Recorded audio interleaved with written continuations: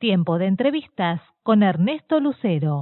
Vamos a ver qué es lo que dice el doctor Juan María Ramos Padilla, que es titular de la Cámara del Tribunal Oral número 29 de la Ciudad de Buenos Aires, y que hace unos días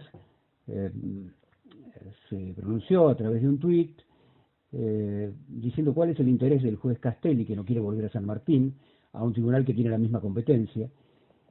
Y dijo Ramos Padilla, solo pretende condenar a Cristina Fernández de Kirchner. La República, sostuvo el juez, está en riesgo con estos jueces. Doctor Ramos Padilla, buenas tardes. Buenas tardes.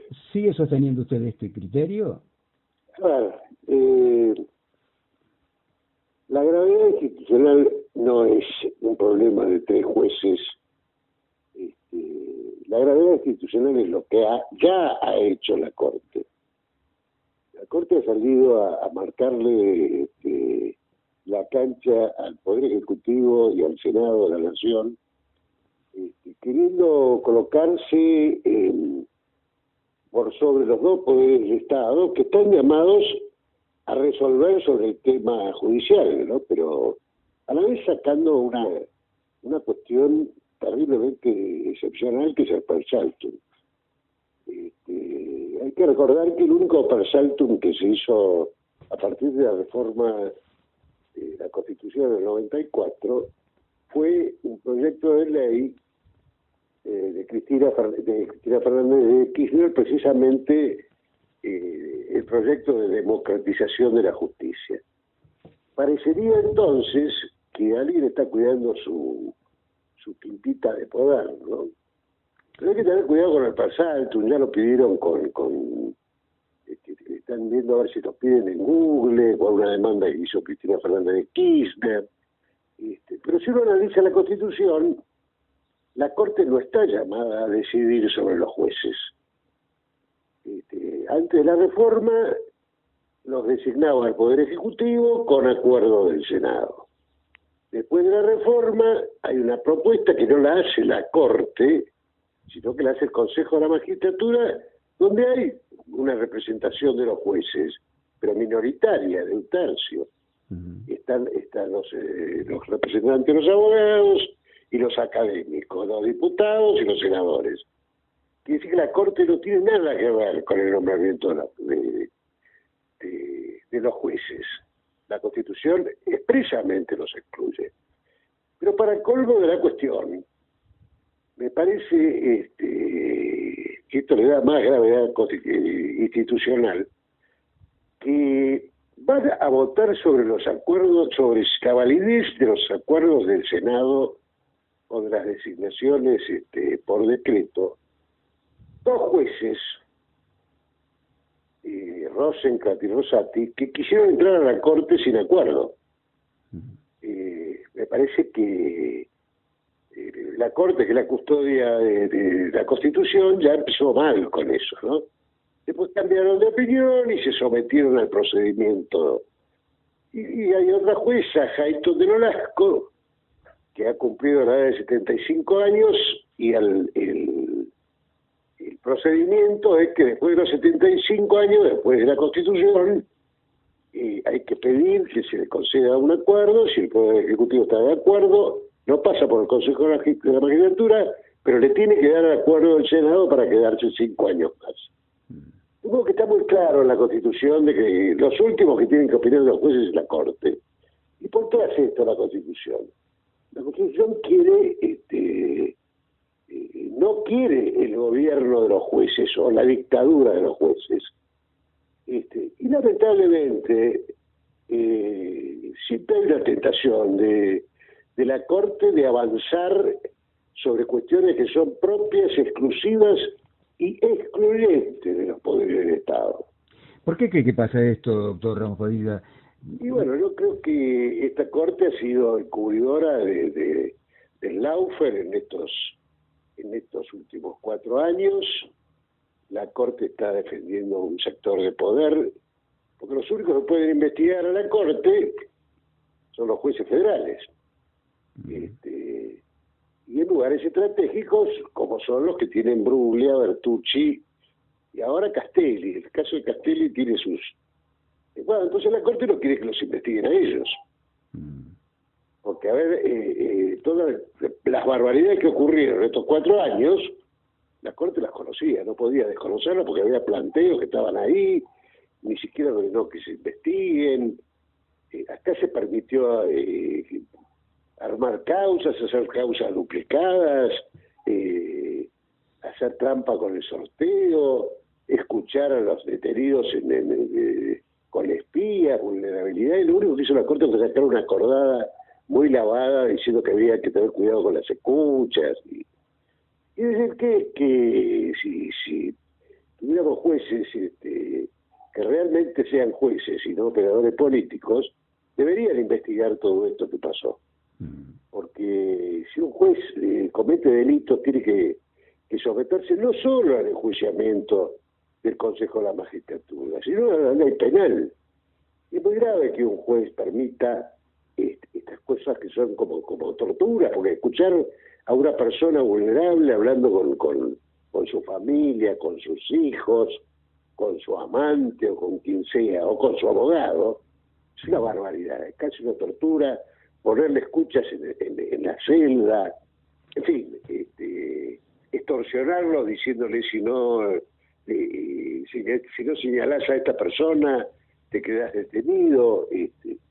Pero ¿cuál es la relación que existe en su criterio entre la Corte y todos estos procesos, obviamente irregulares y irrepudiables, ¿no? Yo creo que hay un temor por parte de la Corte de que de acá a un año se consigan las mayorías necesarias y venga juicio político. Yo creo que después de esto ya es la gota que colma el vaso. Yo creo que esta Corte hay que sacarla. Nada de ampliar. Esta Corte, cuando haya las mayorías necesarias, han cometido delitos, han perdido la dignidad, estos jueces que quisieron entrar por decreto, los jueces que no cumplen la Constitución. Después está Lorenzetti, que ya andaba paseando con Moro. Ahí tiene 4 votos. Con 3 votos pretenden gobernar. Fíjese, ahora nombrando jueces también. Fíjese, un juez puede ya nombrar los 30 años y se queda hasta los 75.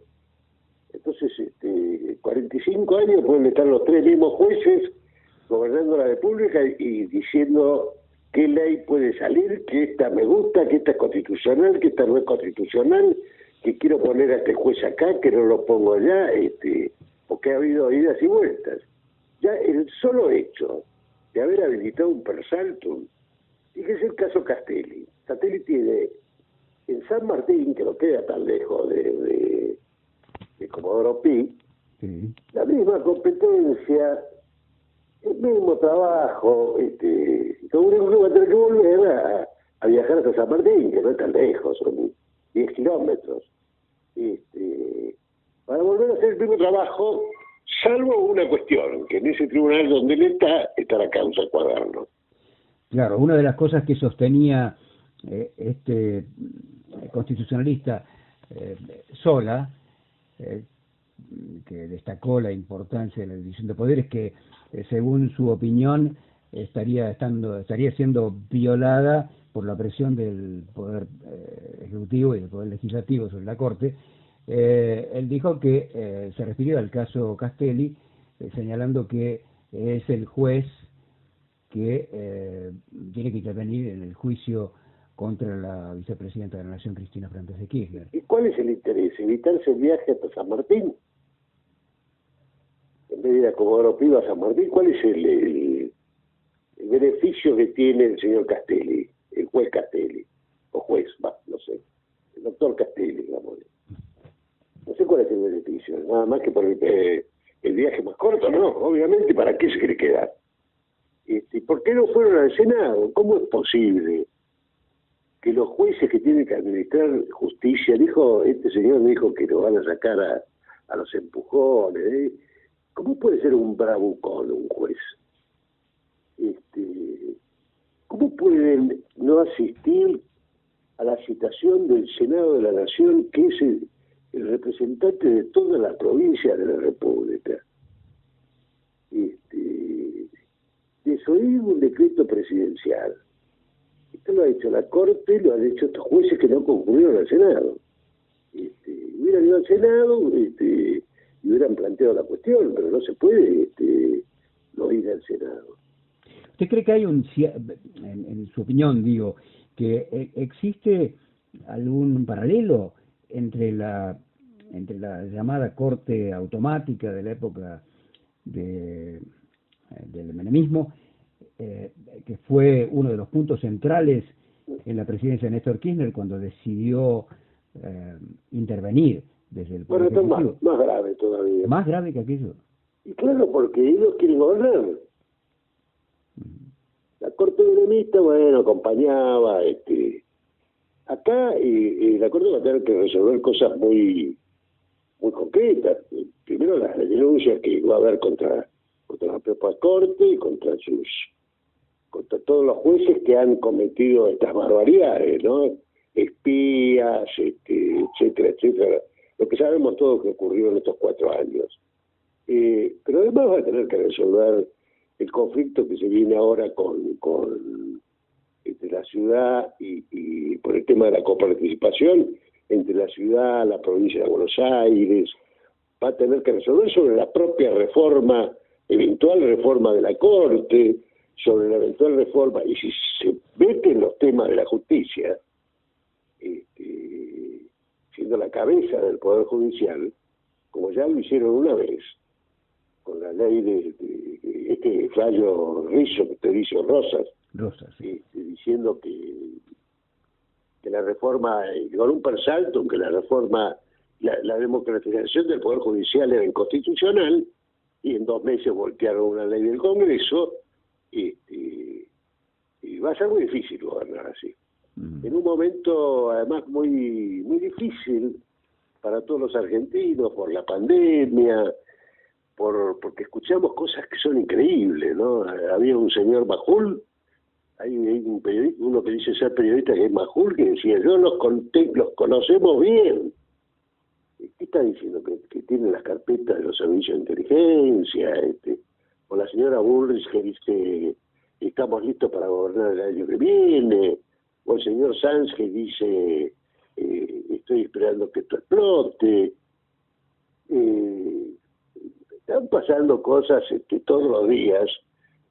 Inventaron que los presos salían, los medios de comunicación están poniendo lo suyo. Bueno, la verdad que la Corte viene a contribuir con todo este momento tan difícil que estamos viviendo, y con esta voluntad de llevar todo a la justicia, ¿no? La oposición que quiere llevar a la justicia el reglamento para funcionar, dice que las sesiones son ilegales porque no quieren ir presencial, antes decían que iban a hacer la caravana, no sé, la caravana histórica, no me acuerdo cómo se llama. Creo que hay un juego, yo no diría golpista, pero muy cercano, ¿no? A tratar de limar al gobierno elegido por el pueblo. Les podrá gustar o no, no podrá gustar o no, pero es lo que votó la gente. Los jueces no pueden adueñarse de la política. De la política no, de la patria. No, teniendo en cuenta esa mención que usted hizo respecto de que los medios ponen los suyos, recordaba, ahora que hace muy poquito, bueno, la Argentina y el mundo, me parece que no es una exageración decirlo así, perdió a uno de los grandes pensadores, dibujantes, me refiero a Quino, que una de las frases que Quino le dio a Mafalda se refería a eso, ¿no? Los diarios inventan la mitad de lo que dicen, y si a eso le sumamos que no dicen la mitad de lo que pasa, resulta que los diarios no existen. Bueno, y había otros grafitis que usted seguramente recordará, que bueno... Bueno, esta corte va a pasar a la historia con la misma fama, y va a quedar en la historia como quedó la corte del año 30, ¿no? Pero son deficiencias del Poder Judicial que nos estamos arrastrando desde hace muchos años. En el año 30, Uriburu, el 6 de septiembre, hizo un golpe de Estado y derrocó para derrocar a Hipólito Yrigoyen, y para lograr legitimidad, Uriburu negocia con Figueroa Alcorta, que era el presidente de la Corte. Entonces la Corte saca una acordada que se llama la doctrina de la Revolución Triunfante, que sintéticamente dice que el que da un golpe de Estado le va bien, es un gobierno legítimo. Como contrapartida, Uriburu no se mete con la Corte y la Corte le da este aval, previo dictamen del Procurador General de la Nación, que se llamaba Horacio Rodríguez Larreta. Un nombre bastante conocido, ¿no? Bueno, ahora, hablando del Procurador General, en este caso del jefe de los fiscales, Casal, bueno, se pronunció... Casal en su vida pisó el Congreso, ¿no? El Senado. Pero usted conoce, por supuesto... No debe saber que dónde está el Senado. Bueno, pero usted conoce, por supuesto, el dictamen de Casal apoyando el planteo de los jueces, de los camaristas, ¿no? Bruglia, Bertuzzi y Castelli. No, estamos corriendo un gran riesgo institucional.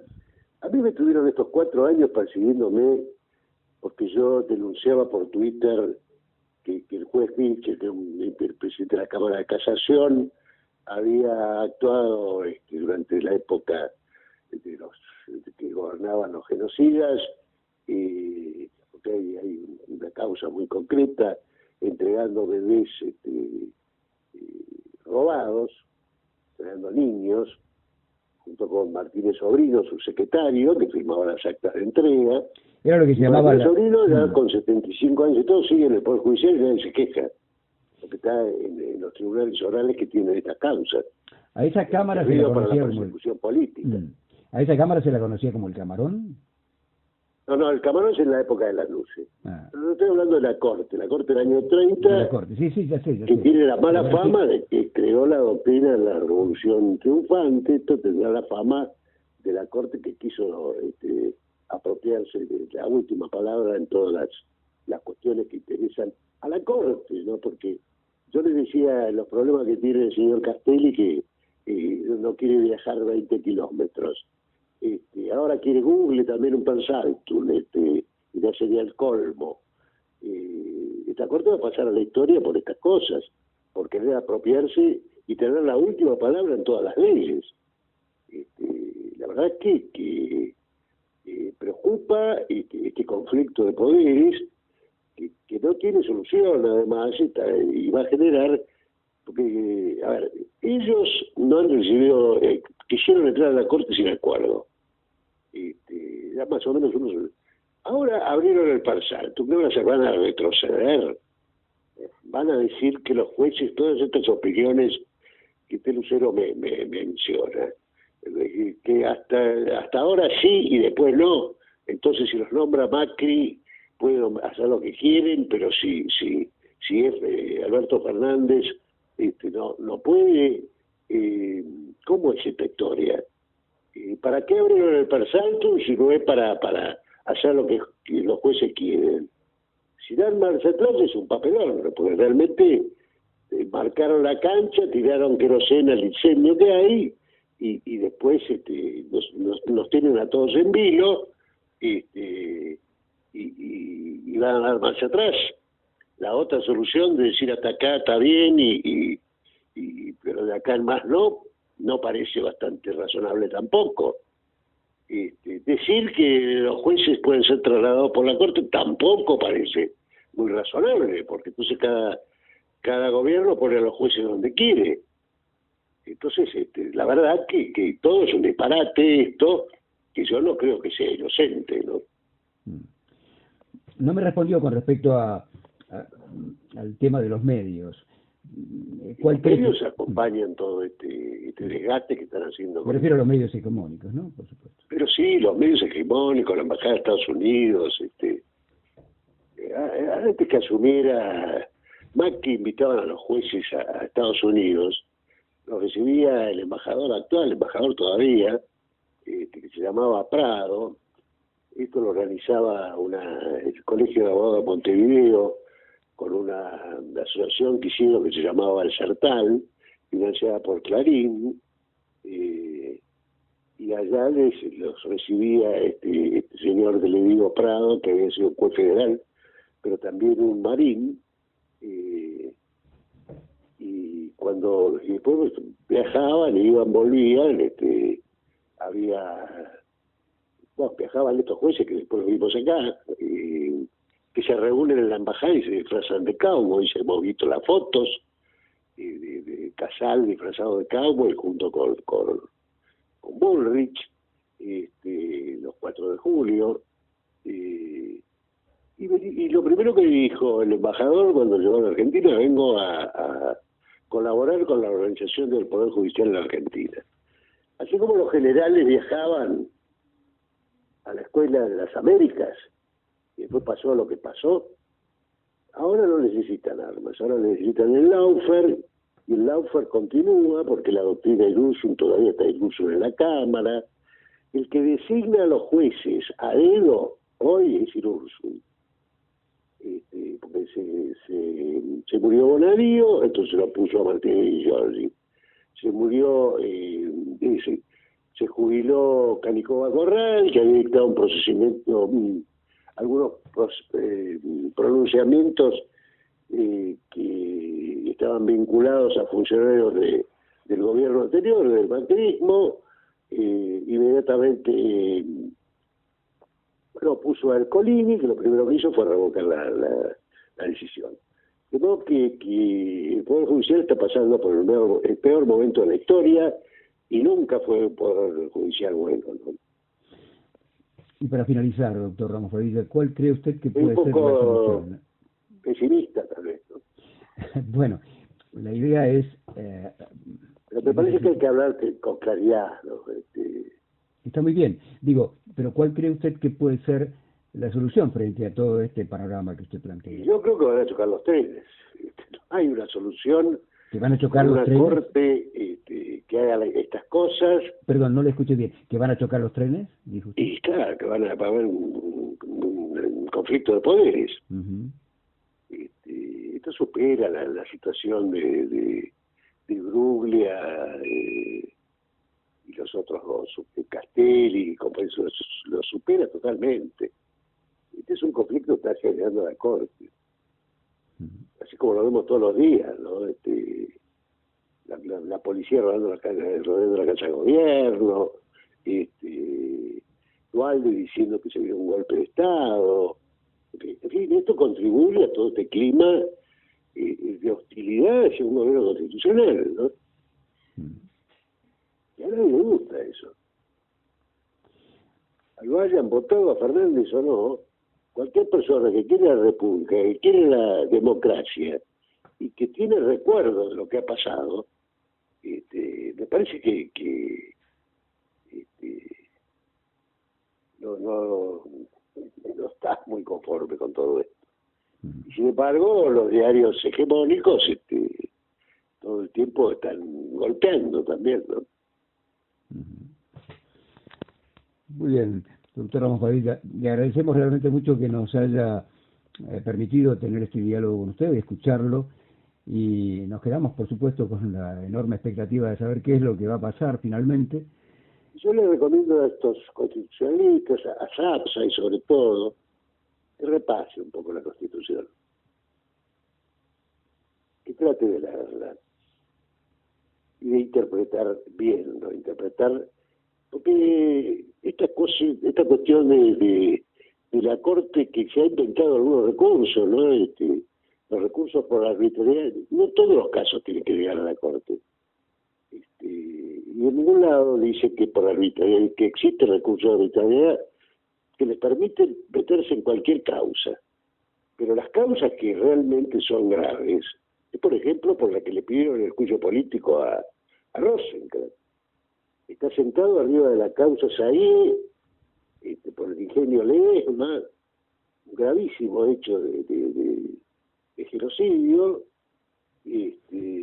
Hace 4 años que no se mueve eso. Y estamos preocupados porque el señor Castelli va a viajar 20 kilómetros más. A propósito de esa denuncia, mejor dicho, de ese pedido de juicio político presentado por la diputada Vanessa Sile y el presidente de la Corte, Rosenkrantz, hizo declaraciones públicas diciendo que estaba siendo hostilizado, que estaba siendo perseguido. Mentira, porque encima mienten, porque eso fue antes de toda esta cuestión que se creó ahora. Le viene bien para victimizarse por cualquier cosa. Ese señor es un mentiroso. Está la Corte, bueno, yo no quiero ser políticamente correcto. Una persona que quiso entrar a la Corte por decreto, y después cuando en la sesión, después cuando vio que hubo jueces que le impidieron, que son democráticos, dijeron, no, usted no puede ir a la Corte así, tiene que... Entonces aceptó el procedimiento ordinario y la oposición en aquel momento acompañó, porque la Corte tiene que tener sus miembros, hoy no se puede nombrar ni al procurador. Este señor primero dijo que quería entrar por decreto. Después, cuando lo llamaron a las entrevistas que hace la Corte para que la gente los conozca, yo recuerdo perfectamente como Pichetto le preguntó qué piensa usted sobre la intervención del Senado en la designación de los jueces de la Corte. Y dijo que ningún juez puede ser nombrado en la Corte sin acuerdo del Senado. Y ahora no sé qué va a decir. Pero no se ha estado mintiendo. Tendrá muchos oropeles y muchos diplomas de cátedra, pero no alcanza eso para ser miembro de la Corte. Para ser miembro de la Corte hay que tener honorabilidad. Y no estar cuidando el terrenito, y marcando la cancha a los gobiernos electos por el pueblo. Y ya sé que me van a decir que los patoteo, y como me han tenido 4 años investigándome por los twitters o al juez de Dolores, que porque investiga algo al día siguiente el presidente dice no me gusta, ya hizo Arias, entonces lo hay que destituirlo. ¿Se refiere usted encerrando senadores como hicieron para sacarlo a Freiler? La verdad que hay jueces que han hecho cosas terribles y no lo llaman. A mí me quieren echar por un Twitter. A Freiler todavía no saben por qué lo echaron. Y encerraron a un senador para que lo jurara y que alteraron el orden del día del Consejo de la Magistratura. Ese fue el senador Mario País, senador por Claro, lo retuvieron ahí en la Corte. Miren las cosas que hacen, ¿no? O que han hecho. Ahora sí hay que juzgarlos a ellos también. Eso no quiere que lo juzguen. No les gusta la reforma de modificación del fuero federal, no les gusta que le toquen a los jueces que son cómplices de ellos. Esta es la verdad, y hay que decirla.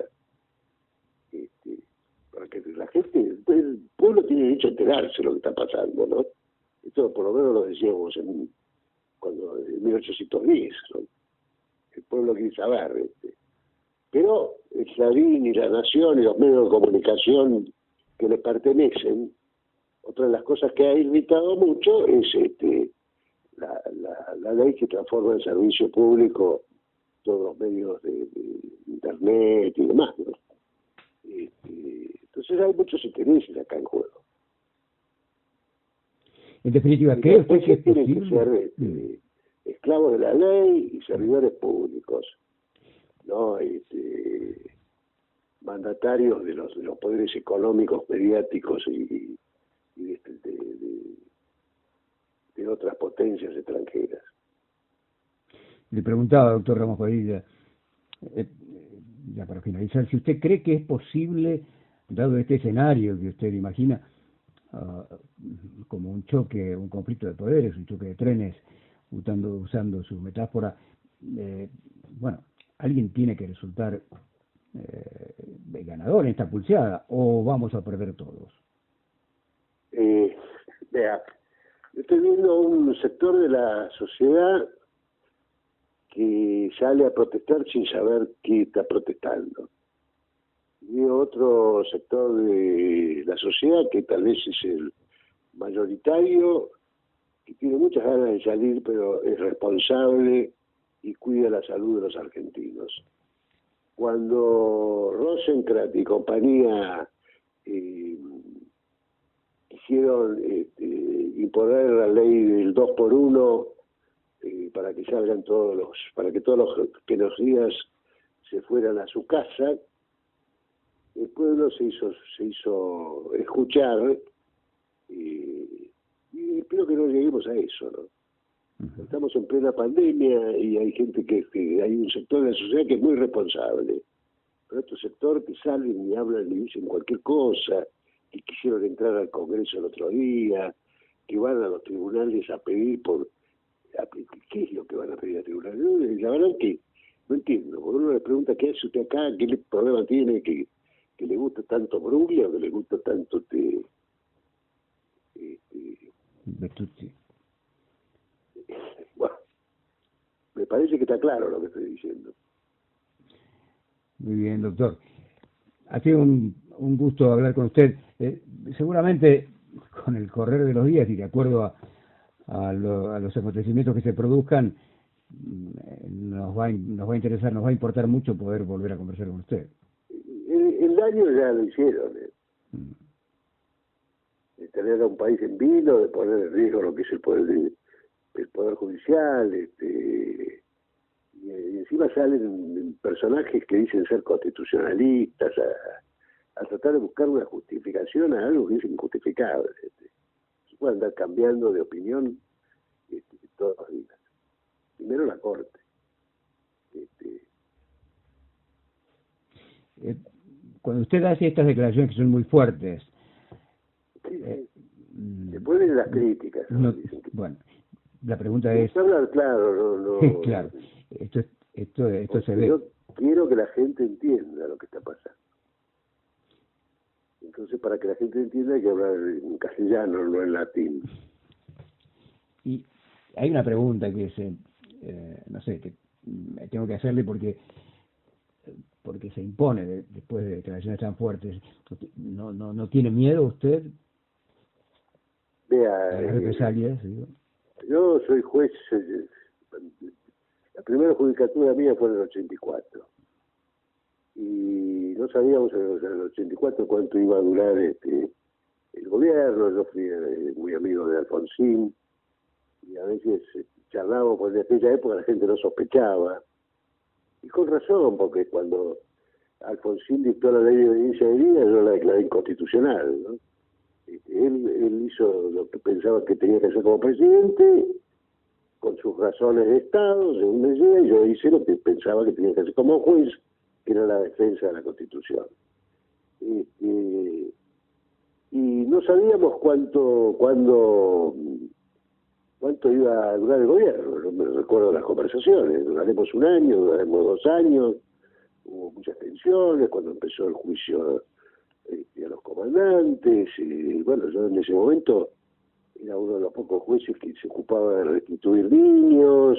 Era juez federal de Morón, ¿verdad? Era juez federal de Morón, pero era como juez provincial de San Isidro, lo había detenido al general Riveros, a Camps, al Checolás, y bueno, me tocó ser el primero en constitucionalizar la ley, y me siguieron nada más que 3 jueces. Ahora, después de que Néstor bajó el cuadro, el cuadro de Videla, y fuimos, volvimos a la normalidad institucional, donde se terminó con una ley absurda, todos los jueces querían juzgarlos. Entonces tenemos que empezar a tener un poder judicial en serio, ¿no? Un poder judicial que sea un servicio para el pueblo. ¿No? Ahí me echaron, después de la audiencia de día me echaron de la facultad. En aquel tiempo Checolás me amenazaba, en mi casa se escuchaban llamadas, ahora, eso es el juez, el que no se aguanta una presión o aguanta, que no sea juez.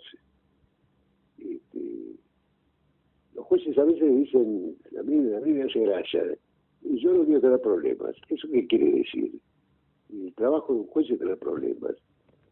No quiero tener problemas y voy a fallar siempre con el más poderoso para no tener problemas. Y así fue como se archivó la causa de Papel Prensa, por ejemplo. Entonces, así es como Clarín sale diciendo que yo soy un loco, un energúmeno, está bien. Me llaman del Consejo de la Magistratura porque tengo un Twitter. Pero bueno, elegí eso para mi vida y así seguí hasta el final. No me quiero hacer el héroe tampoco, pero para mí ser juez es eso. Muy bien, doctor Ramos Padilla, una vez más, le agradecemos mucho este tiempo que nos ha dedicado. Bueno, gracias a ustedes.